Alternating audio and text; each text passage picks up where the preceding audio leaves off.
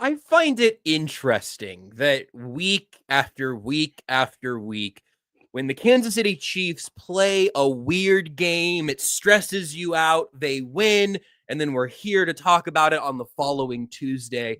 So many times, our beloved voyeurs are saying in the chat, they're saying in social media, they're saying to us in real life, if they can find us out and about, why couldn't you have named the show Only Relaxing Games? Exclusively cool, fun games, only normal games, even.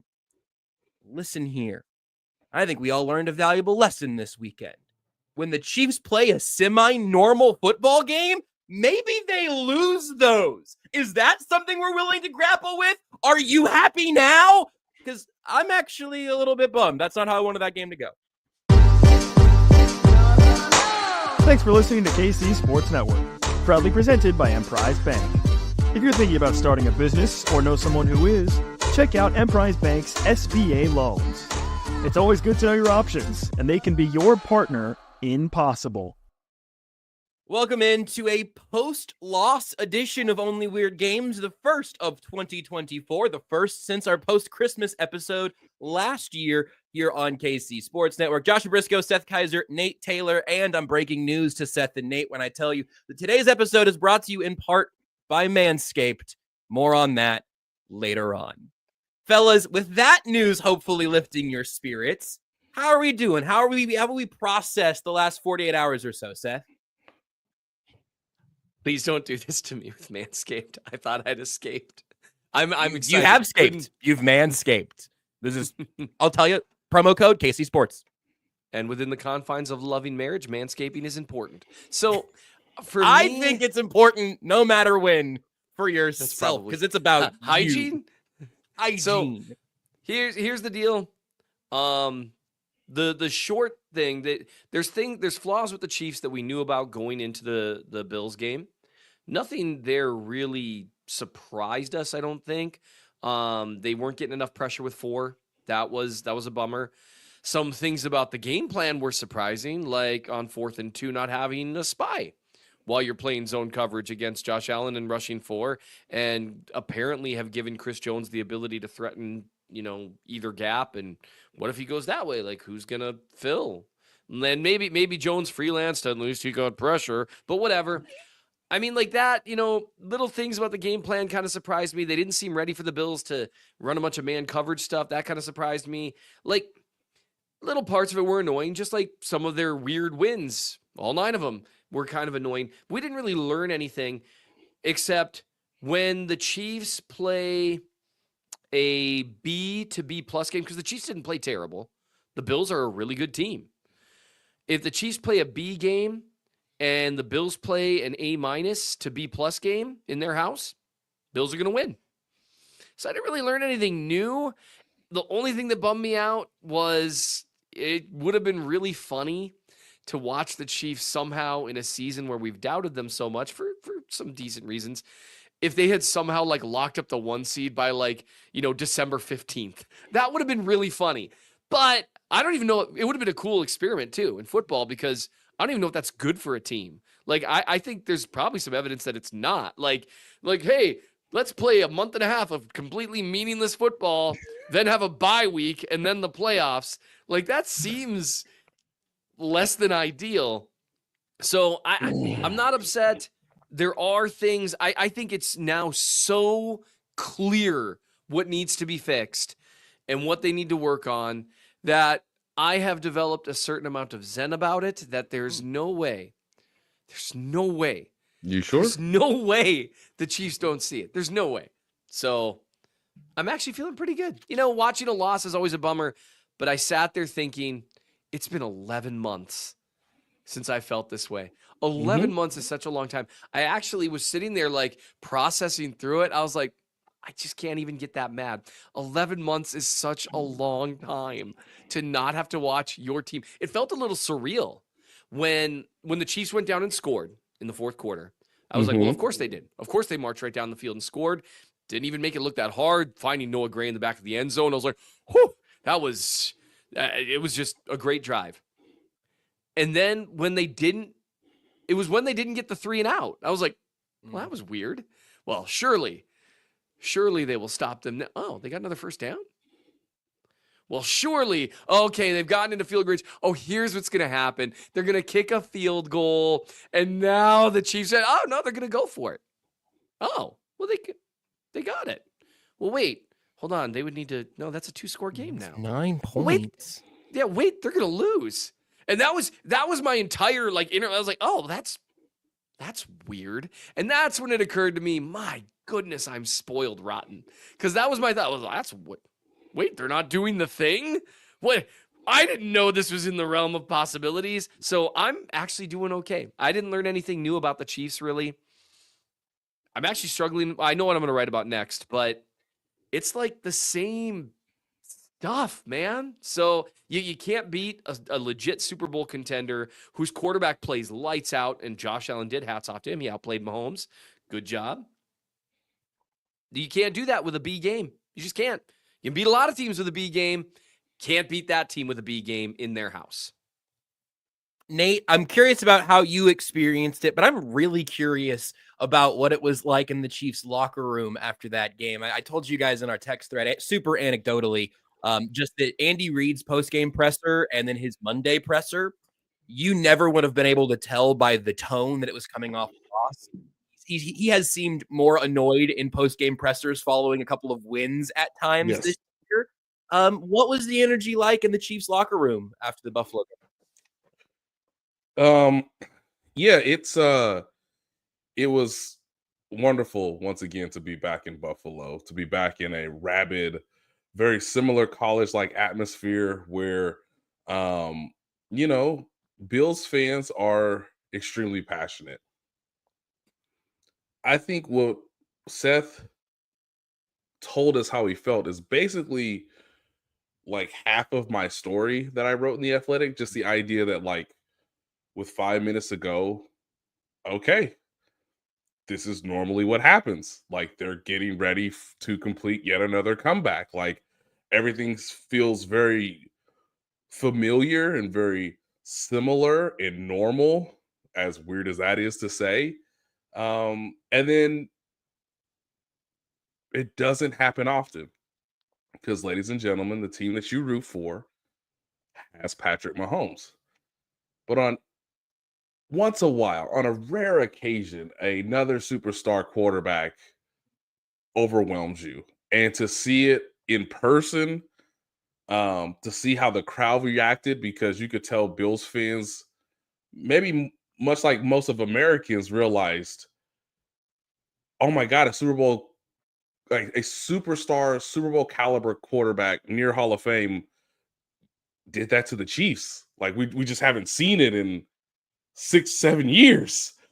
And his name not be Tom Brady? It was a cascade of emotion and a crescendo, and even Jim Nantz got wrapped into it. And I thought that was pretty telling that it's week 11 and we have declared the play of the year. The other 7 weeks do not matter.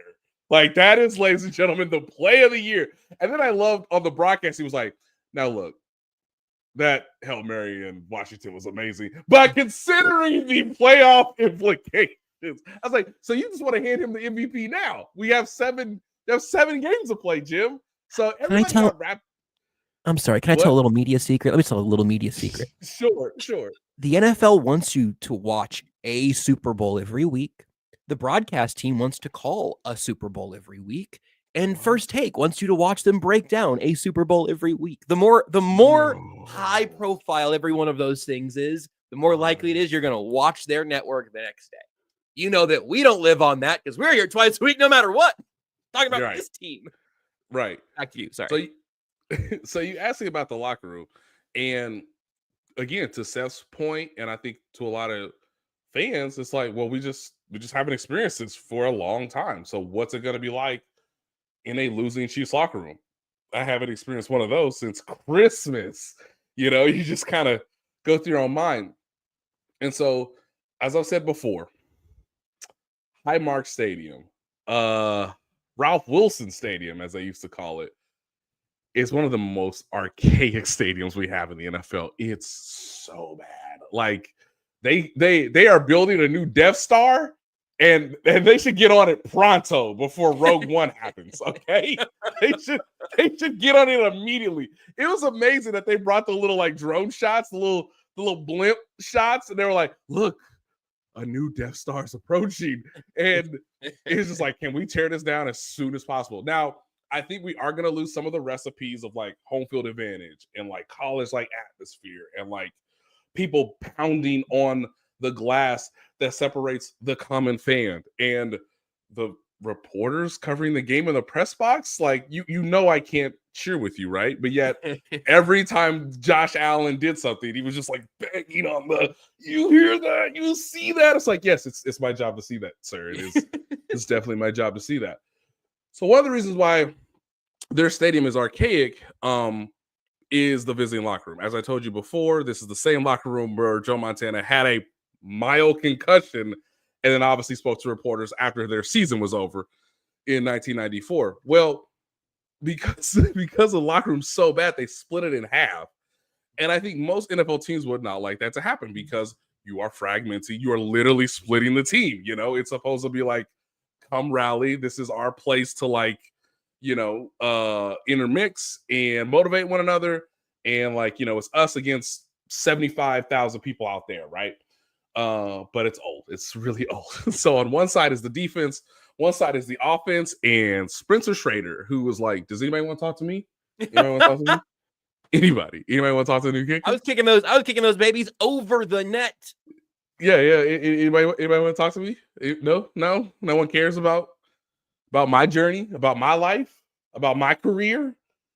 I'm sorry, Spencer. No one cares. I'll give you this. Here's a little free cross promo for your place of employment, Nate. There was a really nice story about him in The Athletic shortly after breaking one of those Notre Dame records, going through his international soccer travel, his homeschooled roots, which, clearly for me, huge points there, unless it didn't work out so well. I don't know. I don't have any evidence beyond that. So that if you want to read about Spencer Schrader, you can. Yes, you can. Just not from Nate Taylor. Yeah. Hey, Spence. Hold off, homie. Game winner. He was I cannot tell you enough. Whether he was dressed, whether he was half dressed, whether he was taking off his, anybody want to talk to me? Anybody. I'm right here. I don't know anybody on this team, but I'm willing to talk. So he knows you as well as he knows any of his teammates. Anybody, yes. Yeah. So in my perspective, to the right of the locker room, the right side is the defense. And I make eye contact with Drew Tranquil, and I said, oh no, I've made the wrong decision, because he looked pissed. Yeah. Okay. And on the left side of my perspective is the offense, right? And it's like Joe Tooney, and Joe Tooney's like, Sleep as mode. as a robot does. Yeah. And then there's DeAndre Hopkins, who was like, we lost. I used to play for the Titans. This happens all the time. Then on the left side is Trey Smith, who says, hey, by the way, congratulations on your baby. Oh, that's hey Trey, thank you. You know what? Thank you. Yeah, coach just said we made a lot of mistakes. And it was just like, what just happened? And so he finished the interview and he says, hey, for real, congratulations. And I said, thanks, Trey. Thanks a lot. That's cool. And then lastly, on the offensive side of the ball is Mike Caliendo getting dressed in anonymity. No one knows who I am. No one knows what I look like. And I just said, hey, Mike. And he turned around. He was like, someone say my name? What? Hey, Mike. Hell of a catch on third down. No, thanks, man. You noticed that? You saw that? You saw that? Oh, appreciate you, dog. So there is a clear demarcation in the locker room of guys on offense being like, it happens. And there are guys on defense who are like, we are going to kill them next time. Like Justin Reed sounded like a man who said, yep. Nah, Spags, it ain't Spags' fault. Like we came at like 4 different angles on the 4th and 2 play. Nope.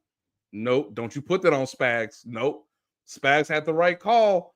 Spags called a hell of a game. No. We will remember this one. And I was just like, okay. So the energy and the vibe was very like, it was very, I want to say like, I don't want to say conflicting, but it is fascinating to see like how both units sort of took the loss, essentially minutes after. And then Chamari Connor was like, "Oh, you want to ask me about my interception? Huh? Get that out of my face." Was Najee Johnson on Twitter at that point, or did he wait until today? Would you say Connor whiffed on that question, or Come on? Oh, come on. Did you Okay. did you and him almost bump each other into each other heading out of the locker room, but then he had a little too much speed and so he stumbled and just didn't bump into you? Or you can tell Seth and I aren't quite as okay as we say we are, because we get mean-spirited at like not high-level role players. No, Like in this case, Najee Johnson was out there every snap. So Seamus Levin, well, a constant voyeur, he commented. He said he's tired. Can someone else make a snarky comment or two today? So I was just helping him out. Oh, hell Connor yeah! overall has always answer that. Connor overall has been terrific, and he unfortunately had a return of the "I want it too bads." You gotta play it cool. Hold on. This show has a rundown, and I've decided today, since the Chiefs have lost a football game, I'm gonna start reminding you that there are words next to your guys' faces on the video screen here, and I'm even gonna let you guys derail us all the way down to the second official topic. I think it's 1A, 1B here, but I want to set the stage on the cornerback conversation. It's one that a lot of people are having that we have just snarkily walked into. Najee Johnson was out there a lot. He's out there every snap, actually. He and Trent McDuffie both took every snap, I believe. And he is outside corner number 2 right now. Jalen Watson out for the year. Joshua Williams sent back to the shadow realm. And Najee Johnson gets the full look again against Buffalo. Now, there are some stats out there that indicate that Najee Johnson had I didn't put him there. It's Spags' decision. I'm just here to relay the message. There are some stats out there that would indicate that Najee Johnson had a very poor day at the office. Najee Johnson has since pushed back on that on the social media platform formerly known as Twitter. Stop. Let me stop you right there. I'm not done. I know that Jared Steele earlier in the comments said, "Nate, tell us it's going to be okay."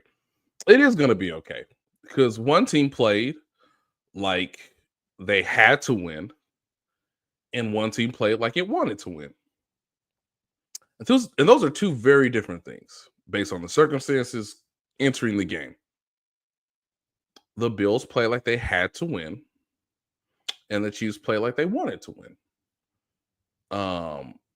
As it relates to the cornerback position, Jared, I'm not sure it is going to be okay, because, as I just said, the Bills played like they had to win, which means ready, break.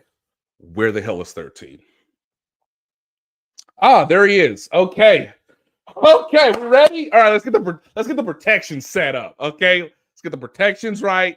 I'm gonna get the ball out of my hands. Hey, Shakur, come back. Come this way. He's over here now. Motion over here. Oh, okay. What down is it? 3rd and 9. Okay. Let's not make this too complicated. All right, where's 13? Where is he at? Is he's over? He's over there. He's over there. All right. Okay, here we go. I'm ready to play. And hey, coach, we think, in certain down and distances, like, they're playing a lot of man coverage. So, I just think, next time we get down there, we should really get a man beater. Give me not like, don't give me bunch mesh. Give me just traditional mesh. Okay. Who do you want on 13? I'm glad you asked. That will be Curtis Samuel. I'm so glad you asked me. Okay, so all right, we're in the red zone. Funny how that works. And give me the play call. All right, you know where you're lining up, Curtis. Okay, you know where? Where's 13? Where's he at? Ah, we found him. Okay, ready to go, kids. Jared, when a team has to win, the difference now is how much better can Najee Johnson get between now and whenever that team has to win that game. And I say that because Trent McDuffie did not matter Sunday because the Bills said, "Where the hell's 13?" Right. It's worth noting. Well, you know what? I would love to talk about that, Nate, but I'm pretty sure we were talking about the other thing on the rundown. No, we were on our way to corner. It's just that you guys would have no way of knowing that. Yes. So I'm just rowing. I'm rowing and then just floating, and that's okay. We're here. This is where I wanted to be. I have a Shamari Connor stat when we want to go back to the slot discussion. Let's talk about Najee Johnson. Here's the thing for Johnson. He got picked on in the one-on-one scenarios. It wasn't always him, but a couple of times he got picked on where the Chiefs are gonna send it was 6 like or 7. 7 times he got picked on. I'm dead serious, guys. It was like 7 times. And there's going to be, if you are in a position where you don't feel like you can get pressure with 4 and you got to send like 6 and there's only so many coverages you can play when you send 6. 5 is more flexible. Well, especially if you're going to send 5, then you need a spy, except on 4th down. And there's only so many coverages you can play. And one thing the Chiefs have been able to default to last year and this year before Watson got hurt was they could default to, we'll play aggressive press man across the board, and our guys are physical and they're going to beat the crap out of you. I think they trust Johnson more to be in the right spot at the right time, but he does not have that ability to just beat the crap out of you at the line of scrimmage like Jalen Watson can, or frankly, Josh Williams. And that's if they're gonna continue to have to call games that way, then you're going to see teams make the same decision. And to be fair, like the very first one didn't make me mad, right? That was a beautiful throw. Now Johnson gets his... Yes, to Amari Cooper. Great throw. The one-armed grab. Now, maybe if he gets his head around, maybe he knocks it down. I don't know. I think Jalen Watson gives that up too. But some of the subsequent ones, you just let yourself get stacked and you're going to be in trouble. He just is not... He'll play physical in the run game, but there's a downtick in physicality from, if we go back to last year, Snead, McDuffie, Watson, and Williams are unbelievably physical. Johnson is not. And you can see that difference in those man-up looks. And that's where, I know Chiefs fans are upset that, that they have this problem currently. Unfortunately, it's a situation where guys got hurt and then everyone gets ratcheted up a notch and they're still trying to figure out what they want to do with this position. I think they gave Williams a chance to win it. They've given Johnson, I feel like, the head start at every turn. I think he's a smarter player overall, although he's had a few blown coverages here and there too, to be perfectly frank. But Williams, for 3 years... Joshua Williams added another special teams mental penalty yesterday also, or Sunday also, which isn't helping. He makes some mental mistakes, but if you're going to call an aggressive game because you're not getting pressure any other way, then you got to throw the 6'3", 205-pound guy with 19-foot arms. You got to put him on there and say, just beat the daylights out of that dude at the line, and we'll see how it goes. So that to me, that's one of the things where, okay, we knew these were issues. This is one where there's an obvious solution to it. It's not a perfect solution, and it's never going to be. I think the obvious solution to it is Josh Williams being the boundary guy. Keep doing the switch. Here's the funny thing to me. They've been doing the switcheroo thing with Watson and Williams, dependent on the play call, for 2 years. And Watson's a better player than Johnson. And yet with Johnson, they're just keeping Williams out completely. That makes no sense to me. Josh Williams has been a pivotal part of the defense 2 years in a row. I have a theory. All right. Now I've played the negative. Okay.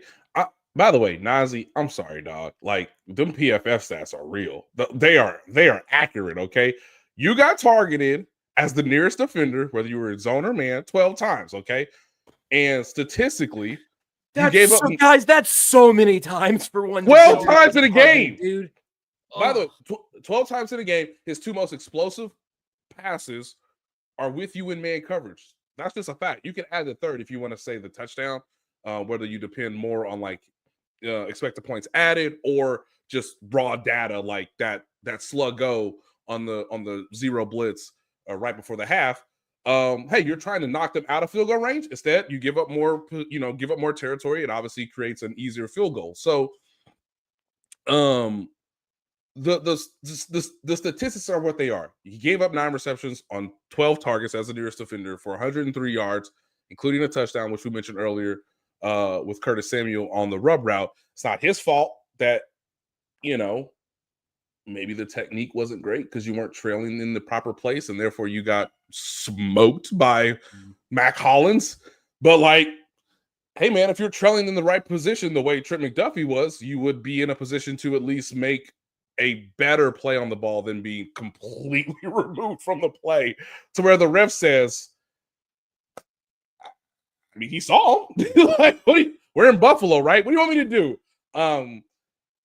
Now, the benefit that I will give Najee Johnson is I have to remind myself, because I looked this up during the game, and to your guys' point, the Chiefs are trying something new with Najee because Najee does not have the same experience as a Jalen Watson, as a Joshua Williams. I think it was Lester who earlier asked, how in the world is he on the field when Joshua Williams played in the AFC Championship game? A number of snaps. Of course, that was the 2022 championship game after L'Jarius Sneed sustained a concussion in like the 4th play of the game, right? So they put all the rookies out there. If you remember at the time, Najee was mostly a special teamers at that point. So he would have maybe been the next man up had they had another injury. So because it's only his 3rd start, that informs me that Najee just played a game that he never played before in his life, which is a big-time game against a championship contending team in prime time in a one-on-one scenario, and there's just no way to replicate that unless you have those opportunities. So again, if there's a rematch, I don't know if you rely on Najee the same type of way that you did before, or if Joshua Williams is more in the mix to give you a little bit more, mix and match in terms of coverage and the way you want to attack their receivers. But he needs the reps, and it's clear. And Amari Cooper's good, but he's not great. I mean, Khalil Shakur mostly got his work done doing the dirty stuff, doing the screens, going across the middle, obviously making Jamari Connor whiff multiple times. It was wild. So because it's just his 3rd start in his 3rd NFL season, it's asking a lot of him. And so now, as I said before, the most important thing is, how does he improve between now and a game that the Chiefs have to win? How does he play in those moments? I think he starts by going on Twitter and arguing with fans about PFF grades. I think that's probably a really good first step. Probably will really help him out in terms of figuring out what he can and can't do better. Is getting mad about the things he can't control. I think that often really helps people out. Man, I'm a little more salty today than normal. I think that was a good dismount, actually. Let me say the one thing about Shamari Connor here, because I just vividly remember us having this conversation in training camp, and now, unfortunately, here we are. I say unfortunately because of the injuries that led to this point. Right. But so obviously, Trent McDuffie, all-pro slot corner last year, best slot corner in football. But this year, no L'Jarius Sneed. We knew that McDuffie would be outside even more often than he was last year. And again, he was outside a ton last year as well. He was always on the field. But when there was a slot, needed to be a slot defender, usually McDuffie. This year, we saw Chris Roland Wallace out there a couple of weeks ago. He got a ton of work there and then did not. I don't know that he played either of these last 2 weeks. If he did, I don't think he has. Snaps. I think it might be 0. And so what happened against the Broncos? Shamari Connor sets a career-high mark with 33 snaps in the slot, according to Pro Football Focus's positional, snap charting. Career-high 33 snaps in the slot against Denver. Career-high 44 snaps in the slot against Buffalo. We talked about it at the time that Shamari Connor as a man coverage slot corner is maybe the least of his strengths, you could say, for a player that is actually really interesting. Volatile at this point, but I'll take that for my 3rd safety, honestly. I'll have a guy that's happy to fly around, and occasionally maybe he'll eat your kneecaps, and maybe sometimes he'll eat some dirt from behind where your kneecaps used to be. I'll take that. Slot corner Shamari Connor has not been a great experience, And you can't put McDuffie back in there because then you're playing Najee Johnson and the Joshua Williams. And I don't think Spags wants to do that either. He was in the proper spot for the interception, just to be clear. I mean, True. so there were moments where he played well. It's just it just kind of like snowballed on Chamari in a way that like it was pretty consistent for Najee in terms of poor production. And Connor's not a slot corner. He's not. He could play. He could do the big slot corner stuff at times, but he is not a slot corner. He doesn't have the change of direction for it. If he did, you know what position he'd be playing? Corner. Yeah, like that's not. He's a safety and a solid one. The letters like next Connor. to his name are not. It would be CB. It would just be. He would be playing if he had the goods to man up on receivers consistently. The Chiefs would have him out there because he's got a bunch of other very good traits. Now they have him out there in slot, sometimes a little less than they did to start the season. It just is what it is. When you lose one guy, they've always been able to just plug in the next guy and get nearly as good a play. For them to finally see it not happening, I think is a frustrating thing. The reality is, though, a lot of this would not be nearly as big an issue, especially for Najee Johnson, if the pass rush was getting home, which would mean Spags wouldn't need to send 6, which would mean you're not on an island in man. And that's going to be a huge part of it. The pass rush, you got Chris Jones against the Bills. You had Chris Jones getting pressure, and that was it. That's not going to cut it against Josh Allen. Hey, what if we just have all 11 players mostly do the same thing the entire game? Sounds great. I mean, I want to win this game. It'd be nice, but like, why don't we just have fun and light his butt up and see if he can get some protections right? Okay, Tucker, grab the big lever that takes us all the way to the bottom topic, and then we're going to lose Seth a little early today, and we're going to have to take our break very soon, and who knows how long Manscaped might take. So Nate, you just walked us right up to the coaching side of it, something you both had thoughts on. Seth, you can talk about pressure and Xavier Worthy on Thursday when we're getting ready for the Carolina Panthers. I want you guys to talk about what Nate's getting at right there. And then Seth, you just walk off into the sunset whenever you're good and done. And then we'll take a break and talk about Thomas. Yes. And pressure. Josh Uche, 5 snaps. Why would we do that? You know, on 2 of them, he's not even rushing. Not rushing. Yeah, they dropped him in coverage.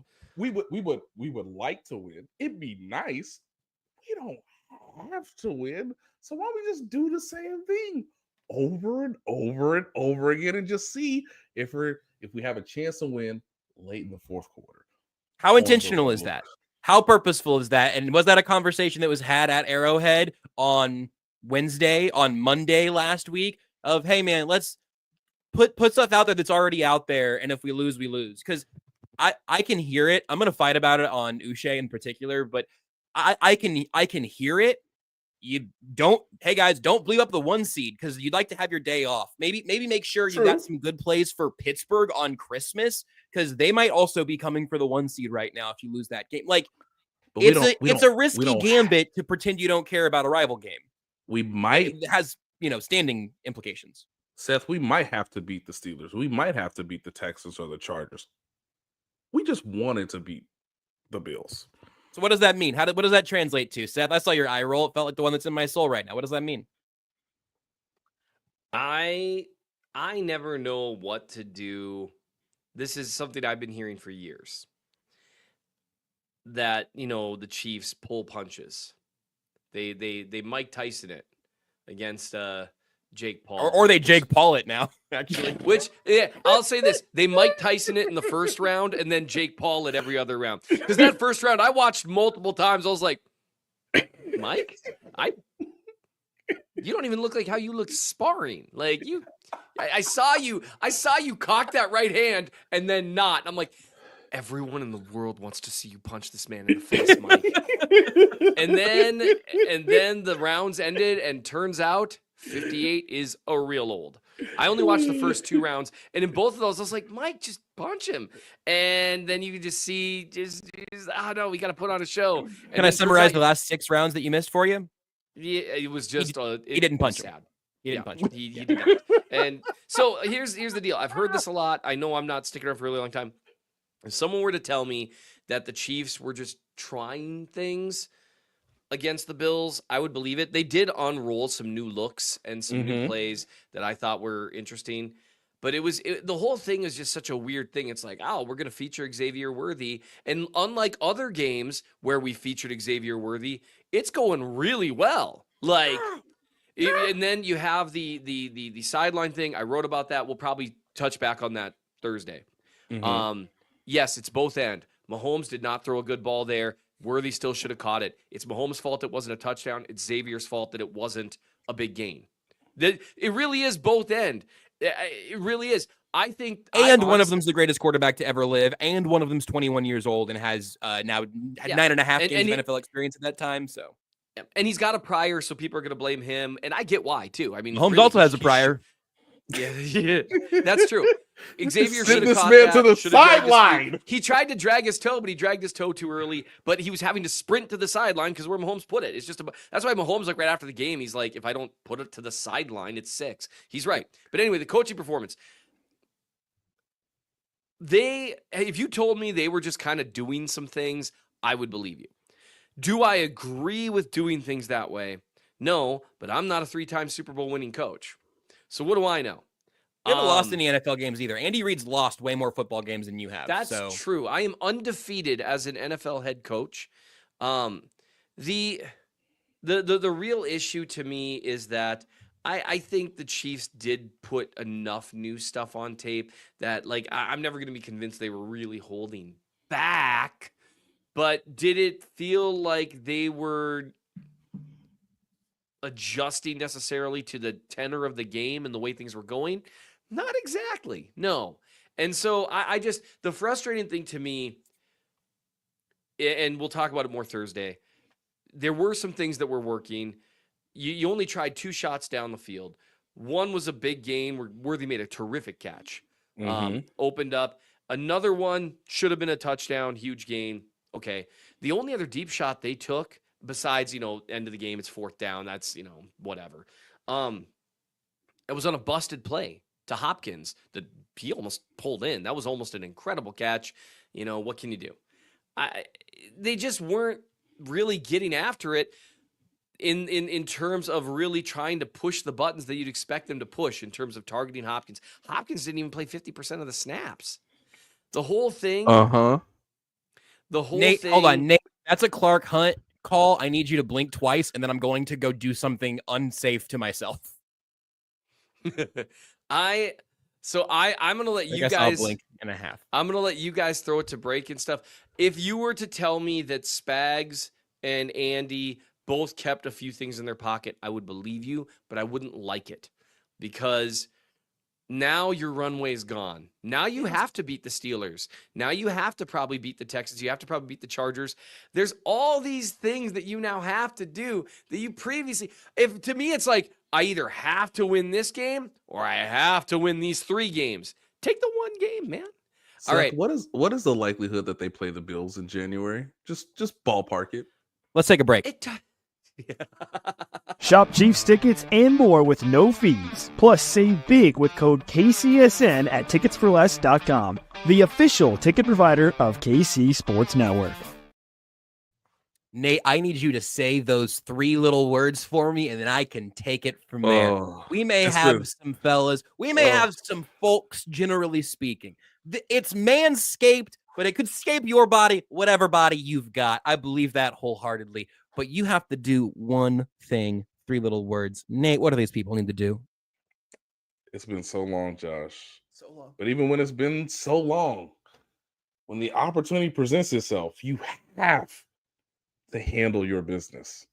Handle your business with Manscaped. With the holidays creeping up faster than your aunt's fruitcake recipe, I've got something way better to share with you. If you want to look sharp for all those festive gatherings, and hold on, let me get to the end of this one. If you're like, I don't know, what am I showing at these gatherings? Maybe you finally win that Best Groom at the Family Dinner Award. We're talking about your face today with Manscaped. Check out the latest masterpiece from Manscaped, the Chairman Pro Electric Foil Shaver. It's like Rudolph for your face, guiding you to a smooth, irritation-free shave. What you got to do is head over to manscaped.com and join the over 11 million men worldwide who trust Manscaped by using code KC Sports for 20% off plus free shipping. That's KC Sports, your promo code there at manscaped.com. We've talked about them in many years past. We have received and used great products from the folks at Manscaped, and the Skin Safe 4 blade foil is there for you when you want that baby's bottom smooth. The Skin Safe stubble trimmer is there for when you keep a little bit of stubble but clean it up a little bit. I'll say I on a regular basis, my frequent flyer is a Manscaped face groomer, but I didn't know about the Chairman Pro, and it may be time for an upgrade. The good news is I can get that for 20% off and free shipping. That's the Chairman Pro today, and experience a shave that's as smooth as you deserve. You get 20% off and free shipping with the code KC Sports at manscaped.com. That's 20% off plus free shipping with the code KC Sports at manscaped.com. I got to say, Nate, that was like riding a bicycle. That felt good to do again. Yeah. I mean, the wind under your chinny chin. I mean, which I could feel so smoothly. Not smoothly, stubbly. Yes. This goes without saying, or we should say it more often, is what I'm actually trying to say as a professional person who communicates for a living. We should say it more often. Our voyeurs are elite in the comments, in the chat.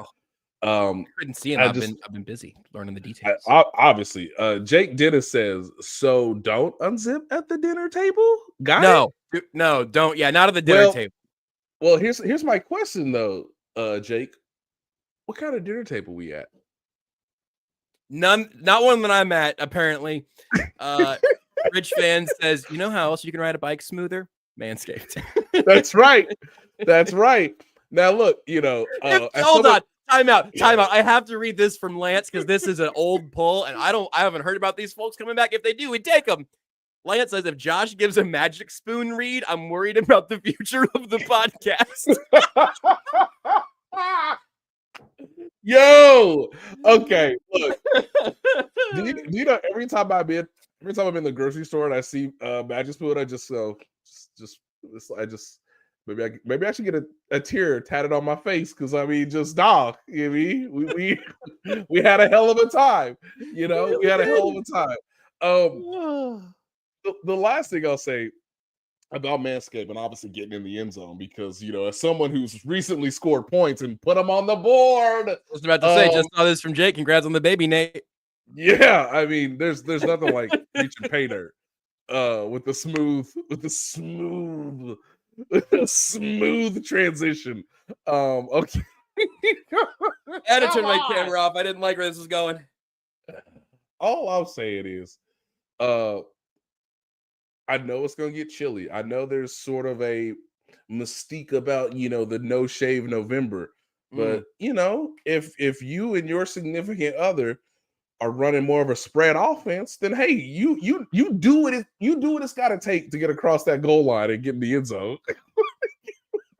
What does that look for? What if you're running? Oh, well, what?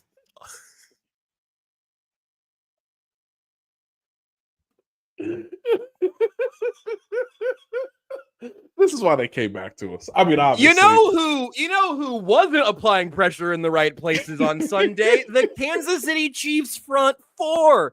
As you mentioned, Nathaniel, Joshua Brisco played just 5 snaps. 25 snaps in his 3 games with the Chiefs. I think the snap count on the rotation here is interesting just because it was a whole lot of the same stuff. Yes. George Karlaftis, 85% of the snaps. He's a monster. He plays all the time. He also didn't do a whole lot with most of those snaps. I'm interested if the rotation extends. Is George Karlaftis better at 75% of the snaps? I don't know if he would like 5 more snaps off. He got 10 snaps off against Buffalo. Mike Dana, fully back from injury, 62% of the snaps. He was fine. He was out there, but I'll tell you where my frustration lies with the effort in general. But Chris Jones and Tershawn Wharton hugely led the way on the defensive tackle spots. FAU gets 12 snaps. Malik Herring gets 11. Joshua Brisco gets 5.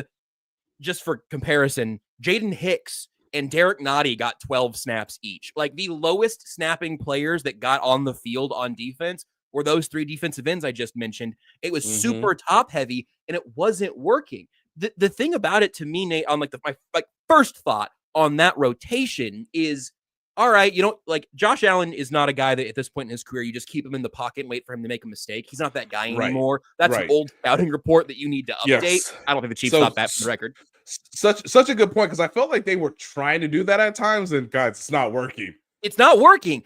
And then the other issue is, okay, well, you want to crush the pocket and at least not let Allen escape. Hey, man, I get it. As good as he is in the pocket, I'd hate to see him out rolling out right, and I hate to see him finding a gap in your rush lanes and then just taking off with the football. The problem is they did not crush the pocket. The corners were not surviving long enough for a nice slow coverage sack, and Josh Allen was finding like undisciplined rush lanes pretty frequently, it felt like. And some of that just happens as the play gets extended, right? Everybody's fighting and moving, all that. But that's like the biggest issue for me right now, I think. Corner and the front 4 maybe are 1A and 1B. But and I'll say this, Chris Jones double-teamed a ton, won more than anybody. Obviously, the best player on that D-line by an incredible margin. He had some wins that did not turn into touches, like not even necessarily hits. But like there were some times like, oh, here comes Chris Jones. Sometimes it was to credit Josh Allen getting away or getting rid of the football. Sometimes it was just sort of disappointing because you got the play you might have needed from him and he just couldn't finish the job there, which again happens. It's a hard sport, and Josh Allen is like Ben Roethlisberger and Lamar Jackson. Like, I don't know how you splice that DNA, but that dude's hard to bring down. So what do you make of the front 4 there, what we saw against Buffalo? I think Chris Jones did enough to spook Joe Brady. And the reason I say that is because, okay, give a lot of credit to Josh Allen, who has gotten so much better with pocket presence, knowing where his outlets are if he is in danger in terms of checking it down, getting the ball out of his hands. And of course, as you said, Josh, he can extend plays and beat you that way. But I think in the second half, if you watch closely enough, Joe Brady's like, we're only going to take 2 to 3 shots downfield. Yeah. And we're going to anticipate the blitz, and hopefully Josh can do enough to like get us in a position where we can obviously complete the pass. One of the things that I found most interesting is, okay, where does this inform Chris as to where he needs to be moving forward? Because George Karlaftis did not have a great game.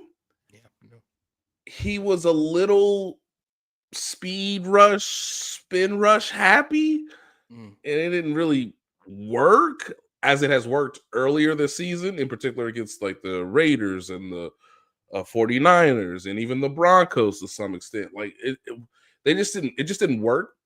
The Bills doing this with a backup right tackle, by the way, as well. Yes. Not more often not Dana, great. right? But not yes. Great. Yeah, not great. So this really puts a lot of pressure on Charles Omenihu, because Chris understood that he couldn't get as many one-on-ones as maybe he wanted, or he couldn't find the one that he could expose the quickest, which is a credit to the Bills offensive line. Okay, I'm going to win the one-on-one, but I'm not winning it as fast as I normally would. And so Joe Brady says, well, in the second half, everything's got to be quick. Everything's got to be out.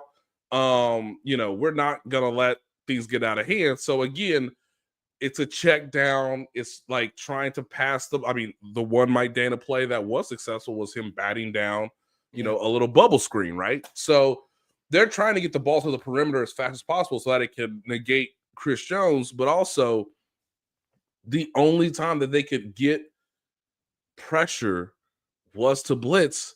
And I think the most fascinating part of that is most of those blitzes were cover zero. Most of them were like, let's light his butt on fire and let's see if we can win 5 one-on-one matchups in the secondary, which again is wild. But it's not like it was elaborate. It's not like the blitzes we've seen him do. When I say spags, it's not like the blitzes we've seen him do against, Joe Burrow, where it's like it looks like one thing, it's another thing, but it's not, engage 8 or engage 7 in a cover zero look. So that was fascinating. But I am a little concerned that we're starting to see a little bit of a dip in George Karlaftis' production. And I'm not sure this is the year that Mike Dana is just going to have a return to form, because he is playing through so many injuries. And this to me is the big picture takeaway from this that I'm just like honestly kind of bummed about. It's not for lack of trying. And I don't know if that makes it better or makes it worse. So think about this. Karlaftis, 2022 first round pick. Dana resigns on basically a 2-year, $15 million deal. That's real money. FAU is a first rounder in 2023 in his second season now. They gave up a 2026 sixth round pick for Uche. That's obviously a future pick and a late pick. Yes. That's a Yes. half season rental. Like that's what he's here for. And he played 5 snaps on Sunday. Cam Thomas for a 7th round pick in this year's draft, also a late pick, an afterthought, a cut down deal. He has been a healthy scratch in every game that Mike Dana has been active for. He's played a grand total of 6 defensive snaps in the 4 games he's been active for. So the Chiefs have tried different things. 2 high draft picks, 1 relatively high floor veteran that they paid real money to bring back, 2 kind of reclamation projects and see if we can diversify the group some. Malik Herring is still getting more snaps than Thomas or Uche, and he's a 3rd year now, kind of organizational depth piece who's had some nice plays here and there. Malik Herring's the exact guy he should be. Joshua Uche or Cam Thomas or FAU or Mike Dana or George Karlaftis, and that's not even to mention the real money they gave to Amenahu, who I believe has about an $11 million cap hit this year and hasn't played yet. Obviously, that's not his fault. Tore his ACL in January. Sucks for everybody. Sucks for him. It's a contract year for him. But with all of that being said, I want to give the Chiefs some credit for investing. I want to ding them a little bit for having some either whiffs or picks they weren't very confident in to this point. Karlaftis isn't a whiff, by the way. He's a useful player. He's on the other side of this for me, and I know if Seth was still here, he would be nodding along to this point. If George Karlaftis is your second defensive end, you feel really good about your front four. Especially if Chris Jones is one of your defensive tackles. So if Amenahu comes back and plays really good football, we could totally Chiefs Bills in January could be a totally different conversation just in the front 4 if Amenahu is back for that. The problem is that he's a 27-year-old who's going to be less than a year removed from an ACL tear. And so that's tough too. I don't want to say I'm lost or that I'm frustrated. I keep looking at all of those things and keep circling around again at that specific position group. All your reasonable thoughts and information inform me, Josh, that it's time for them to experiment. Yeah. And I hate to say that in like late November, like by Thanksgiving, reshuffle the deck. Because honestly, ask yourself this: if you're watching, if you're listening, who are the Chiefs' 4 best pass rushers when not blitzing? I don't think we know who 3 and 4 is. And you're not that excited about number 2 being Karlaftis behind Jones, right? Like Tershawn Wharton was in the first 6 games or so, and he's just kind of plateaued a little bit. Hasn't really had any moments. I don't know that it's Mike Dana. I don't know that it's FAU. I would like to be Josh Uche. I guess by default it's Charles Amenahu at 3, and he's not played a snap. No, absolutely. I think it might be Amenahu at 2 if he. Healthy Amenahu is at 2 for me in this rotation. And shout out to Ice Pyro. I hadn't thought about this because, again, are we in Leo Schnell territory? I haven't seen I guess Leroy Jenkins has to be in the mix. It's something, right? Like it's something. But so Joshua Uche played 5 snaps and dropped for 2 of them, and he rushed the passer 3 times in a game they couldn't get to the passer with 4. What are we doing? He needs to be out there, right? This is one of my critical, not conspiracy, but this is one of my critical theories as to why the Chiefs went into one of the most hostile places. The Bills have not lost a game at home all season in a game the Bills had to win, in a game they knew the Bills had to win to actually have a race for the 1 seed. And the Chiefs came out there with the double disc B-side of play calls and decision-making. And I just said, what is this? DeAndre Hopkins, he don't need to be on the field half the time. Josh Uche, well, coach, we're not really getting there with power or speed to power, or no one's cleaning up for Chris. Hey, we just brought in this guy who's a freak athlete, apparently. Nah, let him watch. Let him learn the playbook. What? Coach? That's the one that drives me crazy. That seems insane because he's been out there some. This was I can't remember what his exact. I'll go find the numbers of the 3 games in total. But he played less here than he has been playing. Yes. I don't. And again, he theoretically needs to get some reps. Go get some reps, man. Hey, Josh. And by the way, set up the speed. Drop in the zone, baby. Drop it in the zone. Close that window down for Khalil Shakir. Sit down around the zone. Guys, okay. It's one of the weirdest game plans of the season, guys, because again, they acted like they wanted to win, yet did not put anything on tape that says we have to win this game. And by the way, we're in the game with 5 minutes to go. So I mean, it's just one of those crazy things where like the more I rewatched the game, the more I understood like some of the coverage decisions. Obviously, some of the like I know Marcus Spears, and I love him on NFL Live yesterday, said that Chris Jones had a selfish game, and I said, Marcus, you go out there and rush with those guys next to you. He might be able to. Yes. Like, he might break the rotation. Like at some point, George Karlaftis said, bleep this. I'm going to go get him. Dog, it's 4th down. You can't get behind him. You just can't. You cannot get behind Josh Allen when it's 4th and 2, okay? And he hasn't handed the ball off. I mean, I love that Jake Dennis says shits and giggles until January.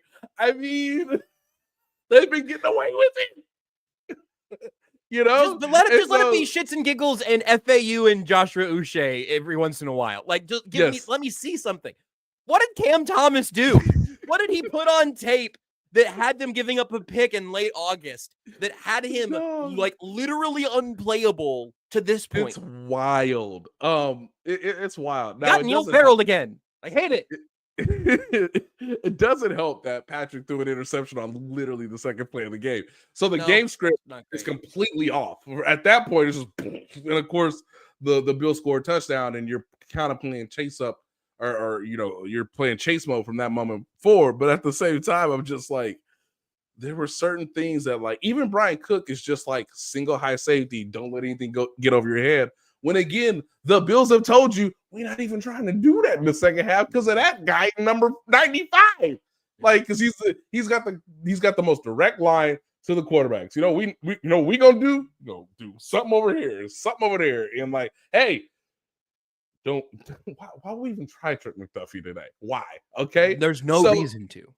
So they never pulled. I know somebody asked earlier in the chat about Brian Cook. They never pulled Brian Cook really into the fray because they were just like cover 3 quarters, a little cover 2. Like, and hey, when we do cover 0, hey, be in the picture in a one-on-one matchup. And for the most part, Brian Cook did that. It's not his fault that, like, I mean, one of the things that I want to remind people too is that, like, most of the contested catches, the Bills made those catches, man. Like, Brian Cook obliterates Khalil Shakir in the most legal way possible, and he holds on to the ball, and you're just like, well, damn, if you're going to do that, then, hey, congratulations, get the first down. You might win the game. There was one where Justin Reed, just tries to murder Dawson Knox, catches the ball. You're just like, okay. I mean, you know, like some of these things can happen, not necessarily in a vacuum, but I do understand that, like, I don't know who their best pass rusher is. And you kind of need to know that by this point in the season, or you would like to know that. Because their pass rush plan for a quarterback who's mobile, who's making less mistakes than he ever has before, for a quarterback who can obviously extend plays, who has a rocket launcher of an arm. And oh, by the way, even when you have the right call, and I know Mina Kime said this on NFL Live too, that, like, yes, I know people are saying, where's the spy? Guys, Leo Chenal, he ain't got to do that right now, because what we do not have to win today. We don't have to show him Leo Chenal as a spy, all right? I know Willie Gay is in New Orleans. I would have liked it on 4th down, Nate. I would have liked to see them break glass on 4th down. I also miss Willie Gay.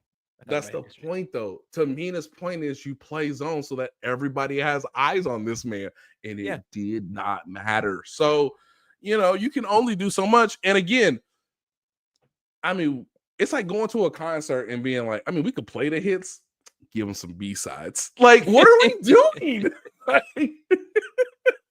y'all said it was hey, CBS told me it was a big game. Nah, son, quarters. Then just throw it to 13 again. Dang it.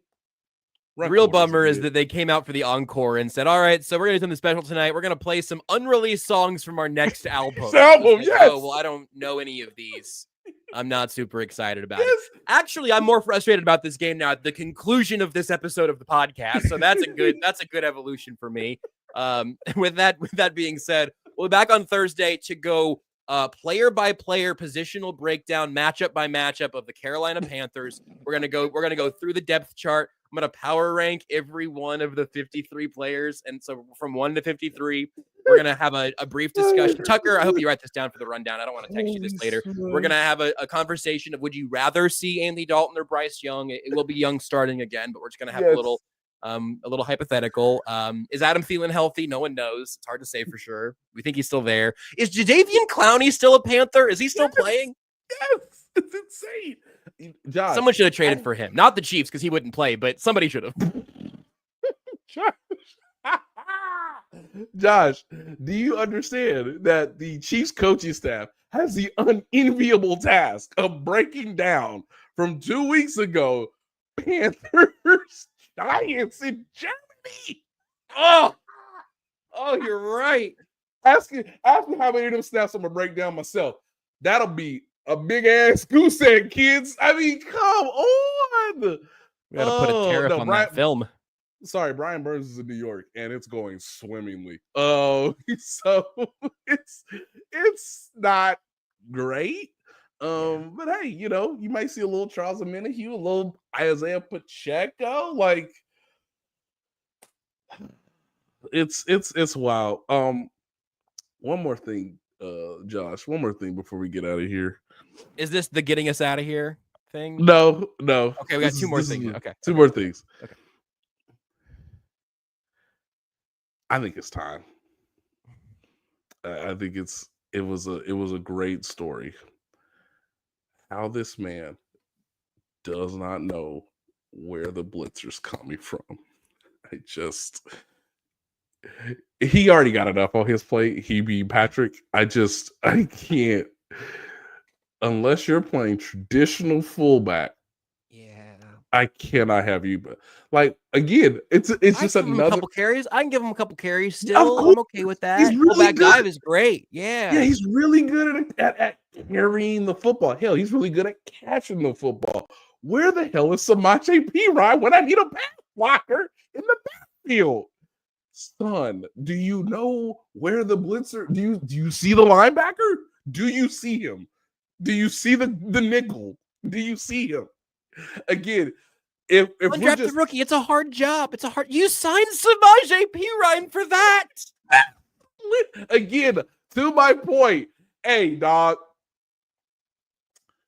All right, guys, instead of our lead guitars, we have Carson Steele over here. Gonna do a solo for you. What? Dog. They're blitzing because he's on the field. Yeah, I'd like to see a little and that's one of those things, or maybe you don't need to win this game, but you do need to not let Patrick Mahomes get beheaded on national television. So let's just get Samaje out there for that one. He's already worried about Von Miller, and then I kid you not, kids. Carson literally goes right by the blitzer. Literally goes right by him. Do you see him? Honestly, I'm so dead serious. It's the most I've ever related to an NFL football player. It's I know that I did that at least a practice in high school, right? Where it's all right, I'm going to pick this up. That's what I'm here for. Oop, no, I just went past him. Sorry, coach. No, let's do it again. Quarterback's down. I love that Jake Dennis. I love that Jake Dennis says that Mitchell Schwartz. I haven't seen this. Mitchell Schwartz suggested that maybe. Well, again, this goes back to maybe coaching. Maybe the Bills broke some of the protection rules that the Chiefs had, but I don't know, man. He's a $500 million quarterback. You might not want to let the guy get by you. If Mitchell Schwartz says he wasn't technically wrong in the protection plan, then I guess. But at the same time, the Broncos and the Bills exploited that each time he was on the field in a clear passing situation. My solution to this, might be to have a veteran pass protecting running back there who can, I'm dead serious, who can just make that judgment for himself. And I'll tell you what, that credit to Mitch or credit to Carson Steele or whatever. If you're Carson Steele and you know that you have a job given to you by Andrew Reid to continue keeping your job on this football team, and he says, here's what they're going to show you, and then here's what you do, and then they show something different and he sticks to the script, I get it. I really, really do if that's what happened there. I bet Samaje Perine would be there ready to go and say, all right, I know what I'm supposed to do. And I can't let this guy get a free, untouched knock on Patrick Mahomes. Let me at least throw off his rhythm. You pop an elbow into that guy, he's moving sideways. Now Mahomes at least has a fighting chance. He had no shot on that rep. Yes. So it was, I just want to remind people of like, this team could play better. Obviously, the Bills were without Dalton Kincaid and obviously Keon Coleman. The Chiefs were without obviously Pacheco and Omenihu. A lot of things can change, but some of the decision making, some of the coaching and development of younger players in a game where you felt like was pretty big is quite telling. Where they're like, nah, Nazi, you're just on an island, or you're in, cover 2, cover 6, cover 4, like cover 3, like just don't get burnt. Don't get picked on. Same could be said for Wanya Morris, obviously, because they did a little bit of Chet, but they mostly put him on an island as well. Same for Carson Steele. I mean, it's a pretty interesting decision that they came to. And again, guys, with 5 minutes to go, they thought they were winning that game because they're thinking we're getting a stop. And then everybody's going to know who Spencer Schrader is when this game ends because we got a 4th and 2 stop. And Pat drove the ball down the field with our B-level playbook. And, Spencer's a household name to America. So they almost got away with it. But this does inform you how much fun round 1 is when you anticipate that round 2 will be a lot more even stakes on both sides.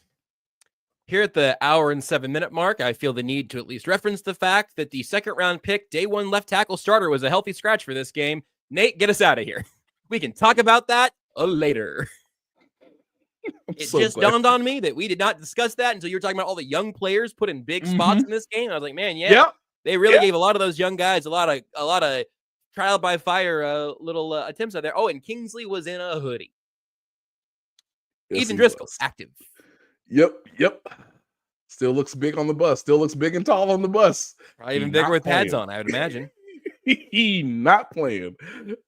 Ethan, if you get on the field today, we have a problem. Yeah, he got 3 special team snaps, and it was like, yeah. Mike Caliendo got on the field and was ready to be back on the field if something happened to Wanya. I think that made a lot of sense. Yes. Lastly, ladies and gentlemen,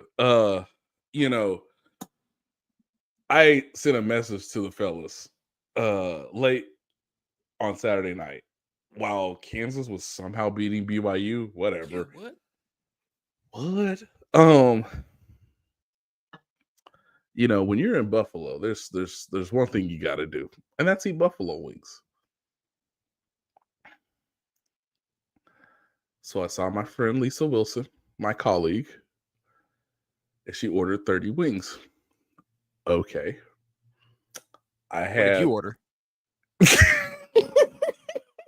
I ate about 15 of them things. Good. Then I had an early dinner with BJ and his son Carter and somebody else at the table that I will not name if that story has not come out. I don't know if it has or not. Hold on, I don't think it has, so I'm not going to say their name. That's cool because I almost blew that one earlier. I thought that made it to Twitter. I can't believe Joe Biden was there. The 4 of us ordered a combined 80 wings, of which I probably ate about another 15 or 16. So I went to Elbows, Bar Bill, and then Harold Koontz at like 9:30 was like, "Hey, dog, what you doing?" Because he was also in Buffalo. Do you have a final tally? Do you have a number of wings that you ate on this trip?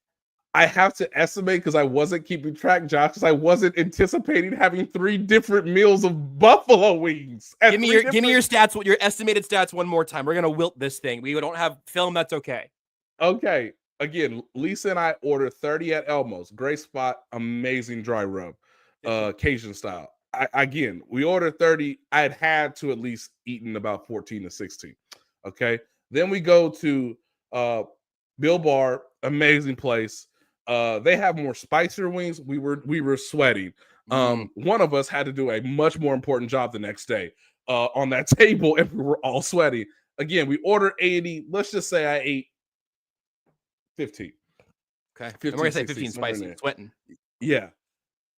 And then when I got to Duff's in Amherst near Buffalo University, mostly known as Khalil Mack U, I had 5. I just said, ma'am, I can't take it anymore. Just give me 5 wings. I ate those 5 wings. Ate about 12 sticks of celery. Just insane for morale, like just get it in your body. Yeah, exactly. Like, it'll even out.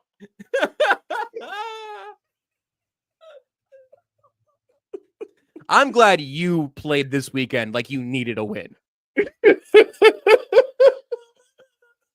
They asked and I delivered.